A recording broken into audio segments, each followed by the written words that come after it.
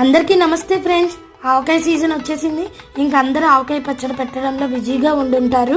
మా అబ్బాయి ఎప్పుడు అంటుంటేవాడు, ఎప్పుడు మ్యాంగో పికిలు, దోస ఆవకాయ ఇవేనా అమ్మ, ఇంకేదైనా వెరైటీగా చెయ్యు అంటే వెంటనే మా మదర్ నాకు గుర్తొచ్చారండి. అమ్మ ఏం చేసేదంటే, ఇక్కడ చూడండి ఇవి టమాటా కాయలు అనమాట. ఈ దూర టమాటా కాయలతో ఆవకాయ పెట్టేదన్నమాట.